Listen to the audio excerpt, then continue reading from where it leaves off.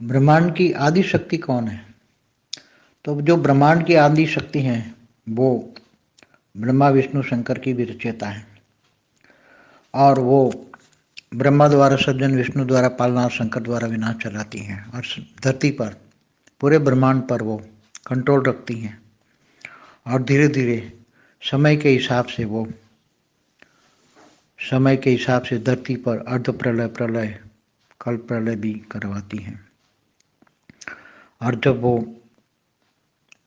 उसके अंदर भी जब समय जाते जाते बहुत समय चलता है, पूरा ब्रह्मांड का, ब्रह्मा का 100 साल पूरा होता है, तो समय उसको पता लगता है कि ब्रह्मांड का 100 साल पूरा होने आया, तब वो पूरे ब्रह्मांड को महाकल्प प्रलय करा के पूरे ब्रह्मांड को वाइंड अप कराने का काम भी उसका ही होता है। वो आदि शिव, मतलब ब्रह्मांड के शिव निराकार को भी डायरेक्शन देकर कि बोलता है ब्रह्मांड का महाकल्प प्रलय कर लो। तो आदि शक्ति ही, चाहे निराकार में ऊपर निराकारी जो लाइट के ऊपर माइट होती हो, या शिव आकारी की, शिव की शक्ति आकारी रूप में हो, शिवपुरी में रहने वाली शिव शक्ति, उसको ही ब्रह्मांड की आदि शक्ति कहेंगे।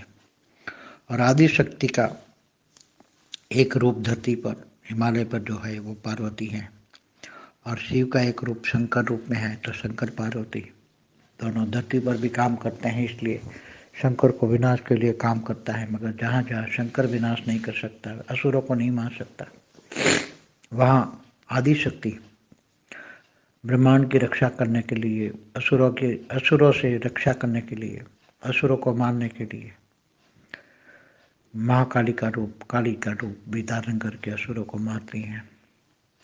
वो आदि शक्ति का काम है। आदि शक्ति बड़े बड़े असुरों को मारती हैं, कि अलग अलग अवतार लेकर धरती पर अलग अलग अवतार लेकर असुरों को मारती हैं, बैलेंस रखती हैं, पूरा ब्रह्मांड चलाती हैं, 14 लोक को चलाती हैं। इसलिए ब्रह्मांड को चलाने वाली पूरी आदि शक्ति ही सब कुछ है।